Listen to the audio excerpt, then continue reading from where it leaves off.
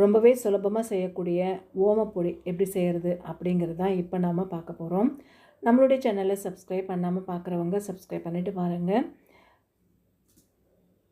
நான் ஒரு பவுலில் 1 கப் அளவுக்கு கடலை மாவு சேர்த்துக்கிறேன்.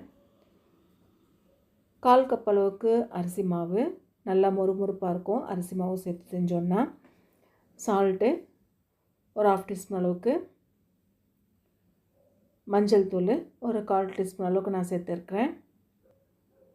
அதுக்கப்புறம் தான் ரெட் சில்லி பவுட்ரு ஒரு 1/2 டீஸ்பூன் அளவு சேர்த்துட்டு முதல்ல இது எல்லாத்தையுமே மிக்ஸ் பண்ணிக்கணும். அதுக்கப்புறம் தான் நம்ம தண்ணி ஊற்றி கொஞ்சம் கொஞ்சமாக மிக்ஸ் பண்ணணும்.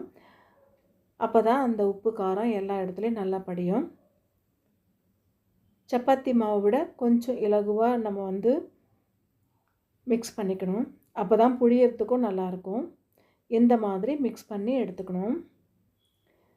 இதை முறுக்கு தவாவில் சேர்த்துக்கலாம். ஓமப்பொடி தட்டு இருக்கும்ல முறுக்கு தவாவில், அதில் சேர்த்துக்கலாம்.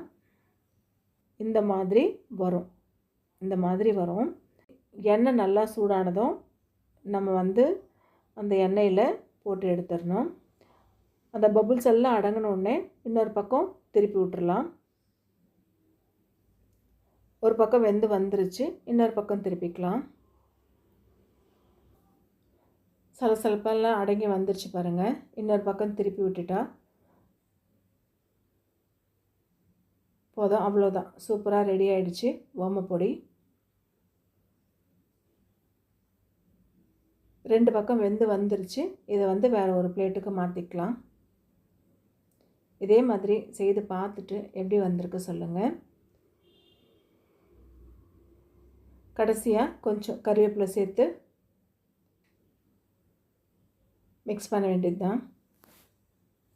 கறிவேப்பிலை ஆயிலில் கொஞ்சம் பொரித்து எடுத்துகிட்டு கடைசியாக அந்த ஓமப்பொடியோடு சேர்த்துக்கலாம்.